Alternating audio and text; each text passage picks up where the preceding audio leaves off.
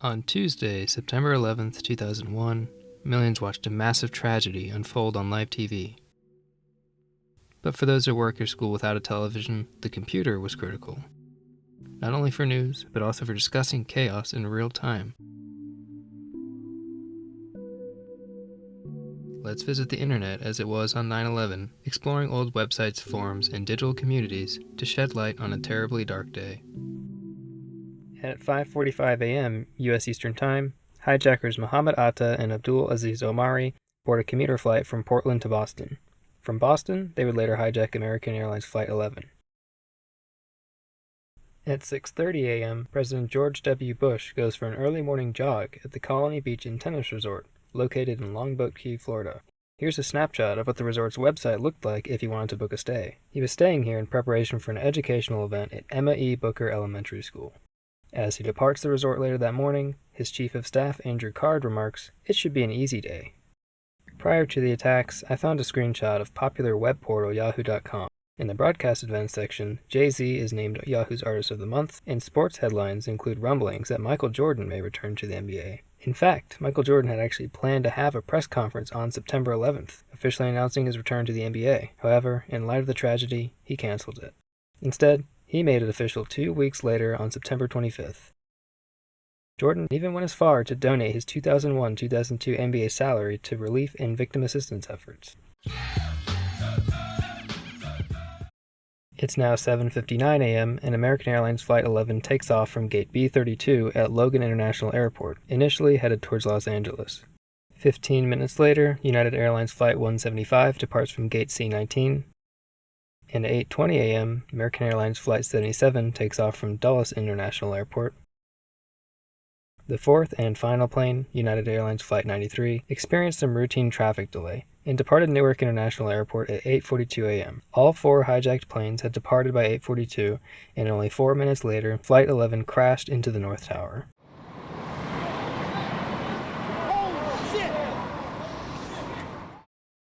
The internet was incredibly quick to react.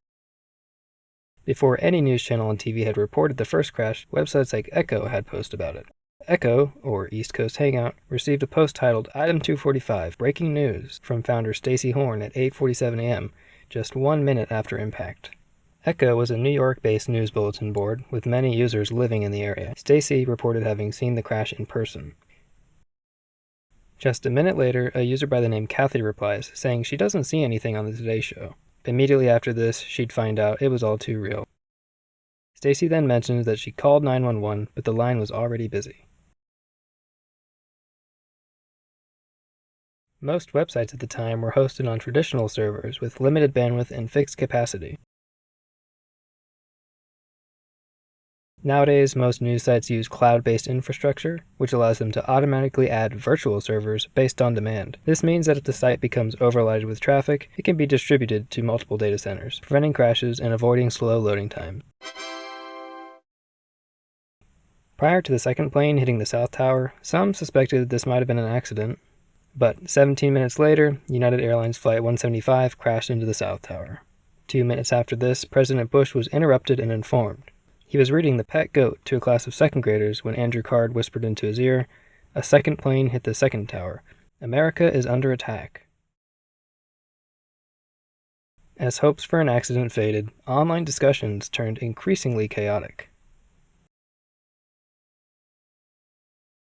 On forum websites, discussion threads could generate so many page visitors that the site would crash. To circumvent this problem, forum moderators would divert the traffic to other threads, which is kind of like sending people to different websites. Because of this, many discussion threads actually stayed online as the attacks were happening, which offers us insight into the immediate shock of seeing that second plane.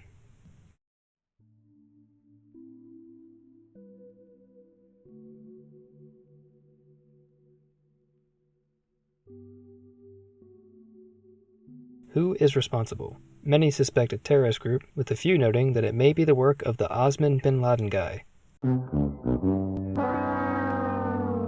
Major news websites begin serving stripped-down versions of the websites with text only, since images, videos, scripts, fonts, and style sheets use significantly more bandwidth than plain text. Panic of a potential World War III begins to set in. Rather than World War III, it would be the global military campaign known as the War on Terror. Just got out of active military duty. Maybe I should change my mind? People on the Ford Explorer forum got into passionate debates. Michigander writes, "I hate to say it, especially since I'm 18, but in situations such as these, the government should go against whatever law they wrote years ago. I'm not saying they would make a mandatory draft, but I think it could happen. I can only pray that it doesn't."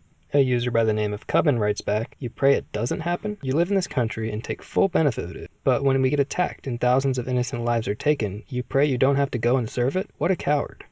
I only pray that America as a whole does not have to be forced into a war. If I were asked to join the Air Force, Army, or whatever, I would. Cubbin, put your money where your mouth is. Let me ask you this. Are you going to quit your job tonight and sign up for the Army in the morning so that you can seek revenge by killing thousands of innocent Palestinians in war? No, and neither am I. I have a bright future in front of me, and I would be upset if I was forced to go to war, but I would. Cubbin simply says, "If I am drafted, I will serve my country with pride, without question." Michigander replies to this saying that, "If I was drafted, I would too, but if I had the choice, I'd rather keep my job at the largest powertrain manufacturing building in America." Just a side note, this building was built and designed to build Army equipment.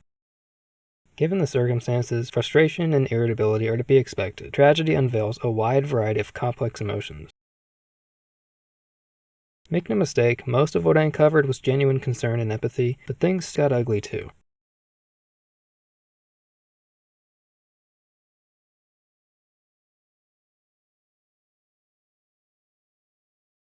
As mentioned, this wasn't just idle chatter, and some idiots actually acted upon this rage. On September 15th, Balbir Singh Sodhi was helping a landscaper plant flowers to commemorate the lives lost in 9/11. In accordance with his Sikh faith, he was wearing a turban. Frank Roque pulled up and shot him 5 times, killing him instantly. Roque thought that Sodhi was Arab Muslim due to the turban he was wearing. He was later sentenced to life imprisonment, but that won't change the fact that Sodhi's 5 children were left without a dad.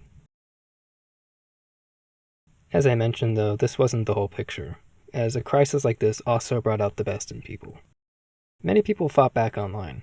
Matt writes, "I turned on CNN and thought I was watching something from a movie. Nuke the bastards that did this." Sally replies saying, "Hey Matt, as sad, shocked, dismayed, frightened, and outraged as we all must be, 2 wrongs still don't make a right. Innocent people die in acts of mass destruction. Let's be calm and seek justice, not retribution. P.S. The bastards could be us." Joe Rogan was writing blogs at the time. In his 9/11 post later that week, he makes a note that strangers were outwardly warm and caring for each other, even across the continent in Hollywood.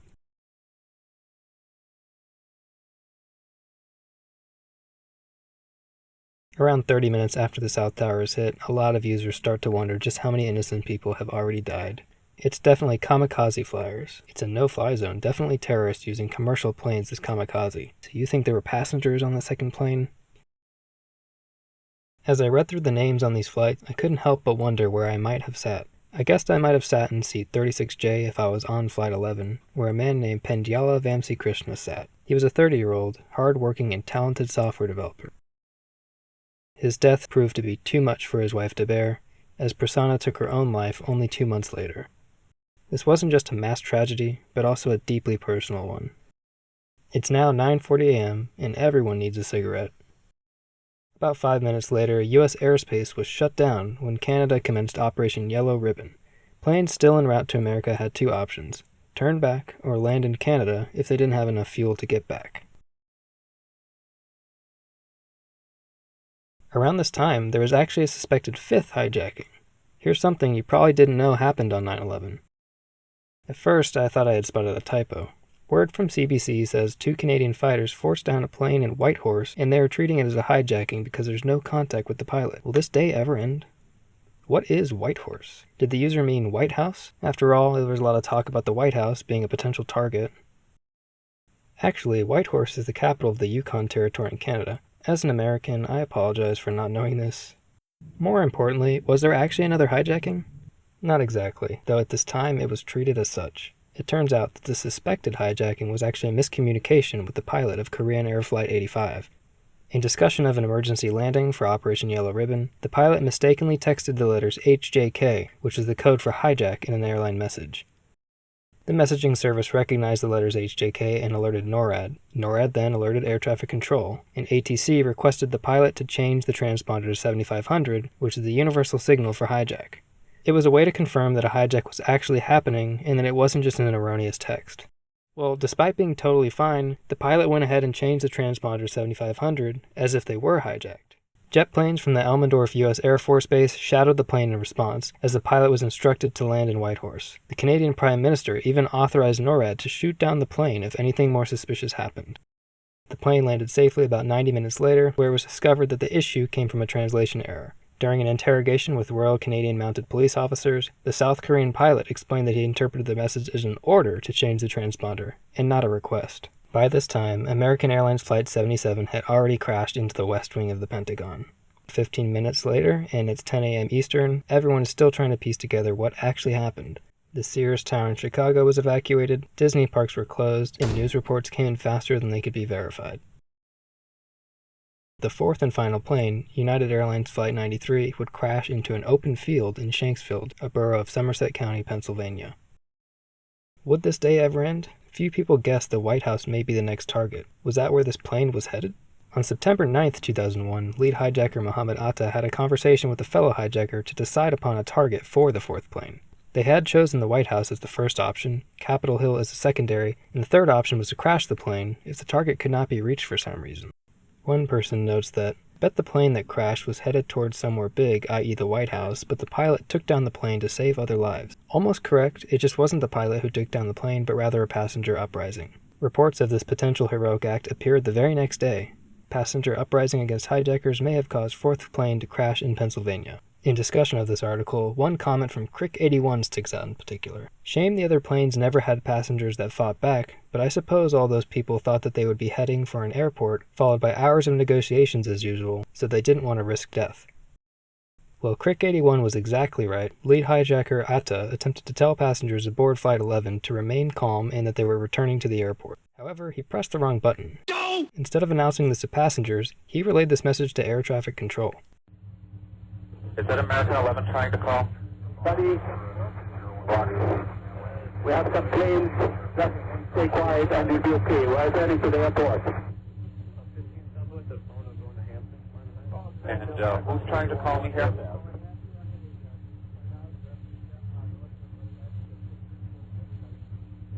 American 11, are you trying to call? Nobody move. Everything will be okay. If you try to make any move, you'll injure yourself and the airplane. Let's stay quiet. That's good. I thought you were referencing for the move. This indeed was the story agreed upon, as United Airlines Flight 93 hijacker Ziad Jarrah made the same mistake, trying to talk with passengers instead of communicating with air traffic control. He was trying to calm everyone down with the same story.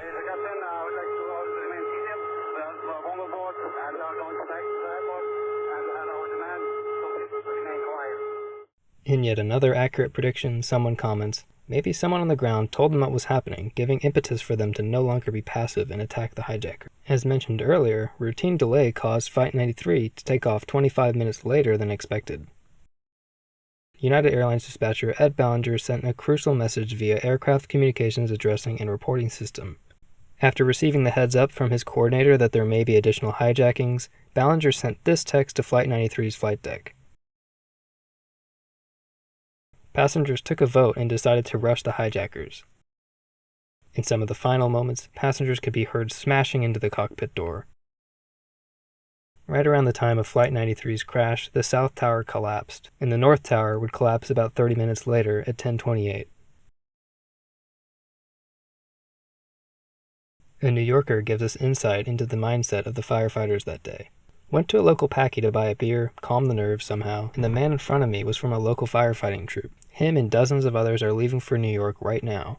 He was ashen as he described what he was going into. He said that over 300 firefighters and police have died. 150 firemen were at the scene and ascending the stairwells into the second tower when it collapsed. Roughly 150 more rescuers were on the ground below. He said, as he bought a can of beer, that he was going to sit down on his porch and drink the beer, then drive down there. That he would savor that can of beer because it just might be his last.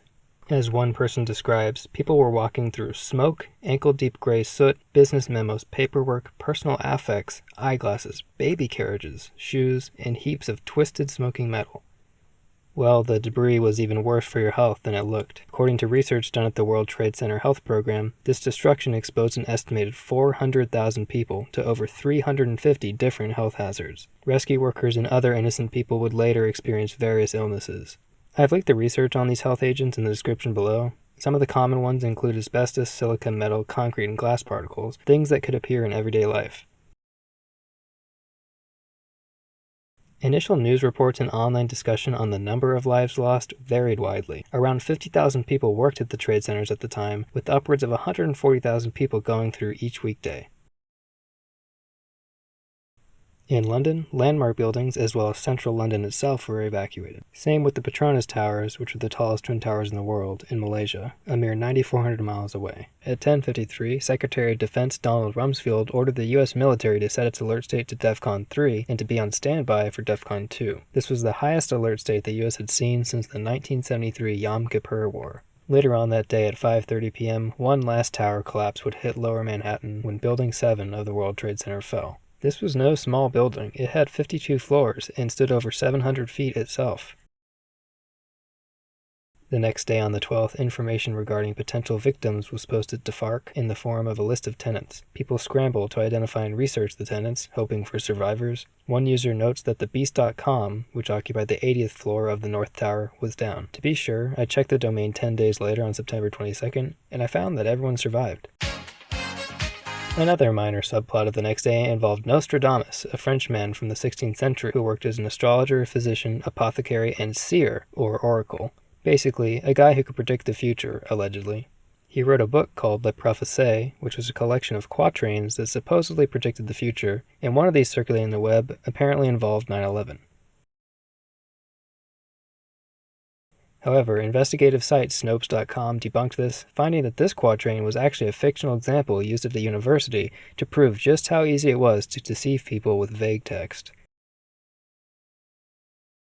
In an effort to quickly uncover as much information as possible, the FBI actually posted a notice on their official website providing a toll-free number for people to call if they had any information regarding the attacks.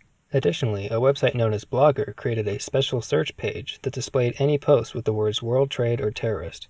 In modern terms, this is like searching for a specific hashtag on X. It's a content filter.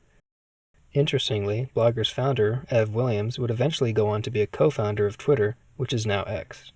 President Bush had his work cut out for him. His approval ratings went up to 90% following the attacks. Even though some people doubted his competence, referencing a time he almost choked on a pretzel while watching a football game, many Americans trusted him.